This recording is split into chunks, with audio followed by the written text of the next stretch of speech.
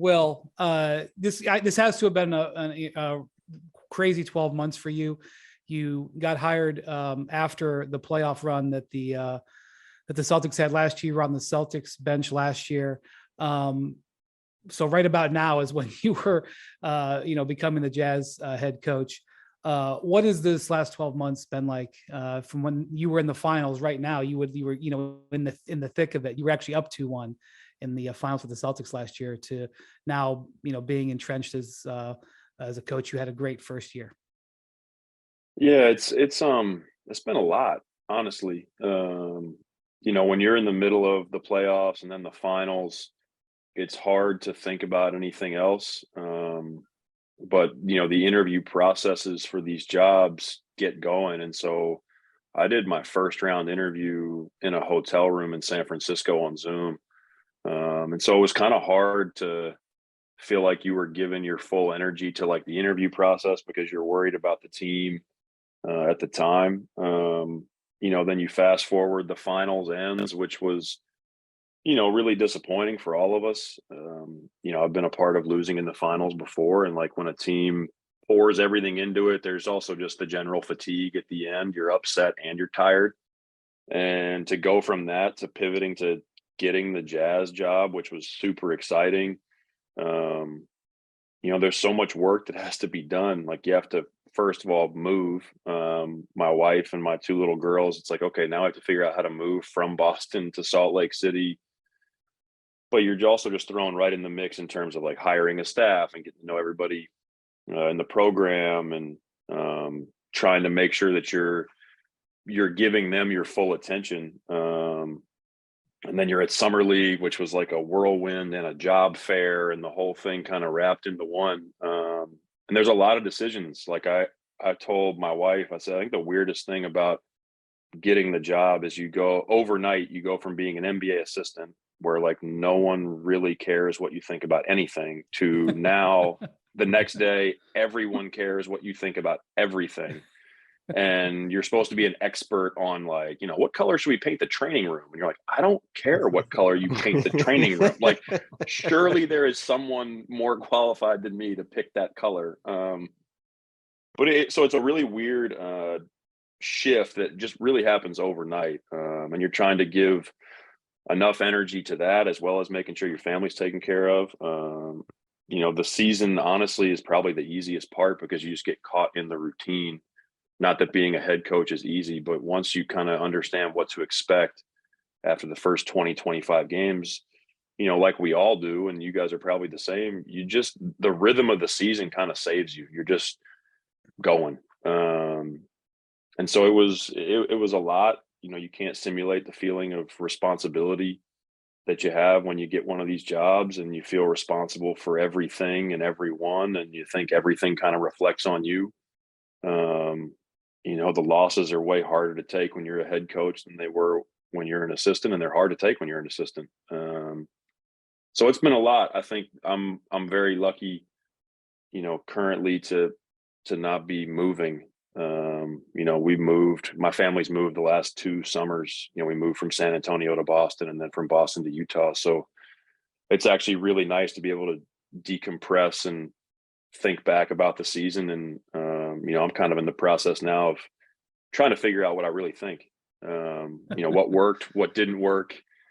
This I liked, this I didn't like as much as I thought, because you have all these grand plans and ideas and it all sounds good when you draw it on the board, and then you actually get the job and you have to put it in practice. Not everything goes as easily as you think.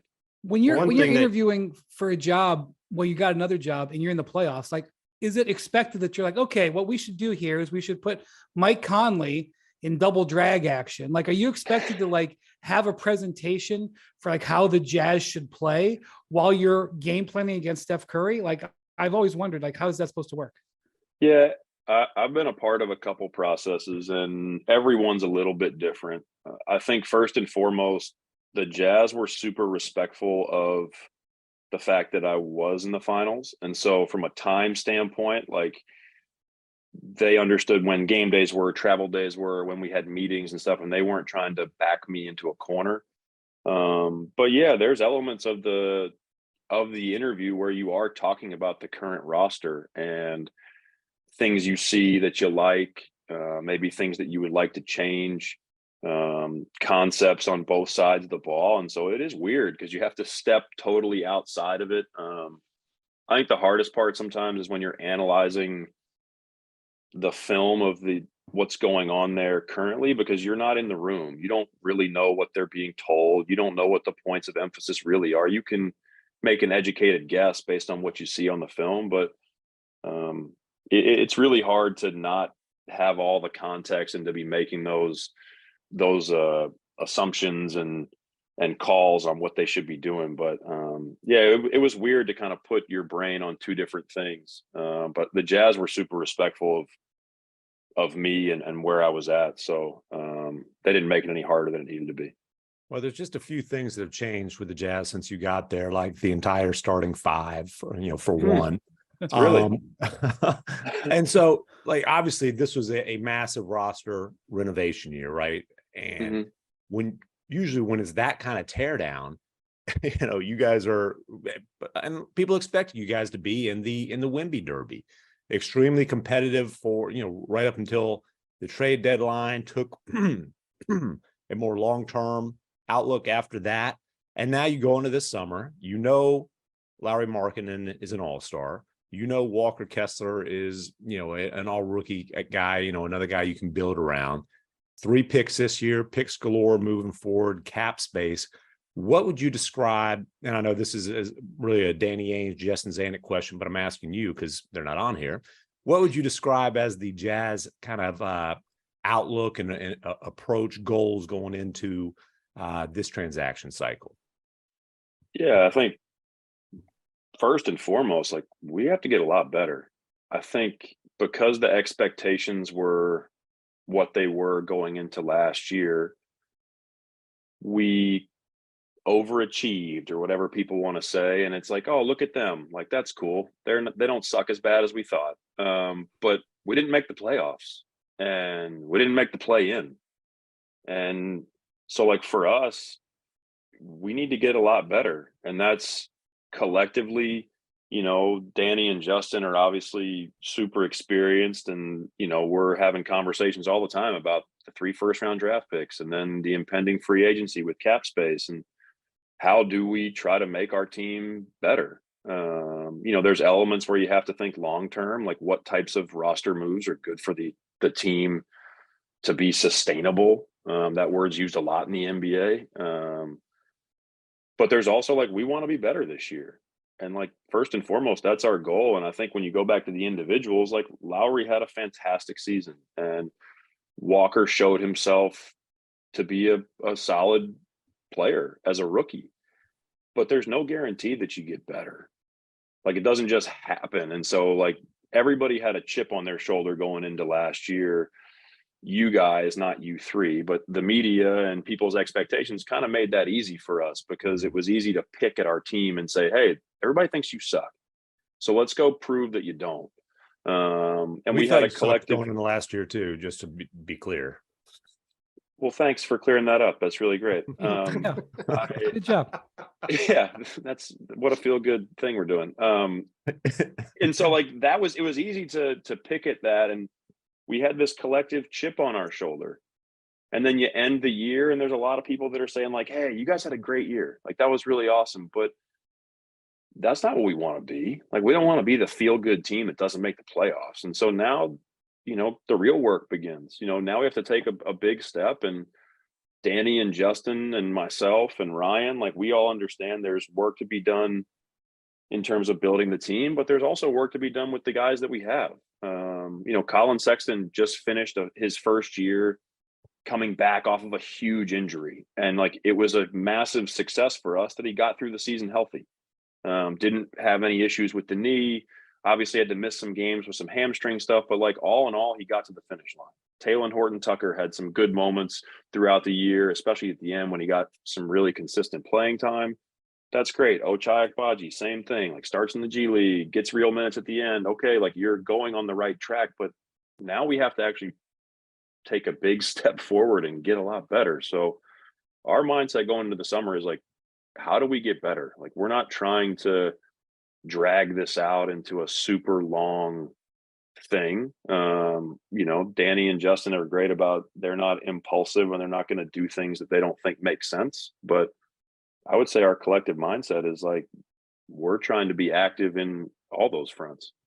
Well, one way you guys were pretty active, and you were specifically, was helping Lowry take a massive jump last year. And, McMahon was gallivanting around Europe last summer and watching Lowry play in Eurobasket, where he's obviously playing great. And the general reaction to that was, well, yeah, a lot of guys go back and play with their home country. They play great in the summer, but that never really translates to the NBA. And, it doesn't seem like he's gonna be able to do that with the Jazz. You obviously unlocked a ton of that stuff with him this past season. He had a fantastic year. So I was curious, as you were kind of going through the process of getting ready for last year, watching him play, getting to know him, how were you able to take what he was doing with the Finnish national team and unlock that with the Jazz and allow him to really take a massive step forward last season? Yeah, I think because the team was brand new and we didn't have any pre-existing concepts about our group, there was no like scar tissue of like this. We tried that before and it didn't work.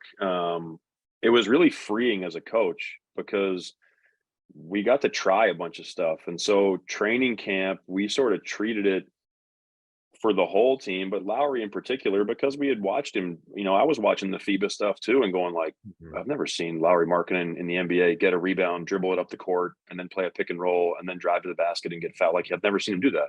So training camp for us was about like, all right, how can we put these guys in a structure, but let them play some, and let's learn about them just like they're trying to learn what we're trying to do. And as camp went on and then preseason went on and then the first 10, 15 games went on, we're watching Lowry going like, dude, he's doing this every day. It's not, he didn't have like a hot week. It's like he's done this every day from the very beginning. And so then, hey, let's try this. And then I would go talk to Lowry and the staff would explain something and we would try it. And he was pretty successful. I think we just tried not to have too many preconceived notions about our guys and our team. And I think that was made easy for us because the team was brand new and no one knew what to think of it.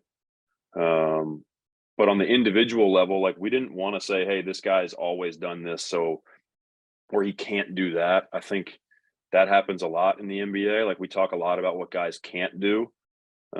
And sometimes you just need a little bit of opportunity. Like, not every NBA team is set up the same. There's context to everything. When you're playing alongside a superstar player, maybe you are in more of a support role off the ball, not as involved, and that makes total sense. But with us, we didn't really have that person to start the year that we had to build things around. So we kind of tried to let everybody expand their lane a little bit. Well, and you mentioned earlier how Bontemps to ask about Larry Markkinen. That was very brave of you. Yeah, hey. Bontemps, the biggest marketing ambassador in the hey man. Hey, look, You're if a you're not marketing going to basher? apologize, no, if you're not going to offer a full-throated apology to Larry Markkinen for besmirching his good name for years and years and years, you can't ask about him. Well, I asked about him specifically because he was way better than I ever thought he was going to be. So it was full credit to him. You mentioned well, FIBA. I just wanted to say real quick, you were talking before, Will, about trying to get used to being a head coach. We all have been around a lot of NBA games, and typically the head coach does his media and then he goes away and then he comes out when the game starts. And I noticed that several games I was at with you last year, you'll just be out on the court, hanging out, wandering around, talking to people in a way that no other head coach ever does. Wandering around. Well, you look like a guy who didn't have anything to do, was trying to figure out what to do with yourself. As part of what was sort of, it seemed like you didn't really know how to handle your time before the games now that you were a head coach. I was just curious what that process has been like for you. I mean, as an assistant, you're out on the court basically for 2.5 hours before the game, working guys out. You have a routine, and I've been on the first bus to the arena every game my entire NBA career, and now I get here and they're like, you're on the third bus, and I'm like, the what? Like, it's just me and like our PR guy and like 2 vets who work out late. So when we were at home, like I would do media, and we've done the prep. Like we've already done all the prep work on the game. We've thought about it. We've talked to the team about it. We've done a walkthrough in the morning. At that point in time, outside of finding out that somebody is a late scratch, the work's done. And like, I just know my own personality. Like if I sit in my little cave by myself, I'll just start like making up new problems or panicking about, well, what if they do this? And like, it's just unhealthy for me. And then ultimately will be unhealthy for the rest of the staff. So I don't know. Like, I like being on the court. I always have. I get to say hi to people that I know, and I'm trying to not be any different than I always have been. I know that there's parts of the job that make that impossible, but like, I don't want to become this recluse head coach that no one ever sees. I mean, from little things like at the arena to like, I mean, I still go to a coffee shop in the morning to get coffee before I go to the facility, even though we have coffee at the facility, because I like was gonna that's what I say that always did. Like, that doesn't seem like a fiscally responsible decision. yeah, you may be right. That $4 will add up over time, and I'll regret it at some point. But I always did that, and so I would go to the grocery store on the way home. My wife's like, "Hey, what are we doing for dinner? Can you pick this up?" And like, I still try to do those things because that feels normal to me. I don't want to go into this mode of like, I just like sit in my office and stew for an hour and a half after I talk to you guys, because that's what head coaches do. Hey, thanks a lot. Because now my wife, the IT department, listens to this pod on a regular basis. She's gonna be like, "Oh, so an NBA head coach has time to stop by the grocery store on a regular basis, but you don't." So I right. really appreciate it. Thanks for watching ESPN on YouTube. For live streaming sports and premium content, subscribe to ESPN Plus right now.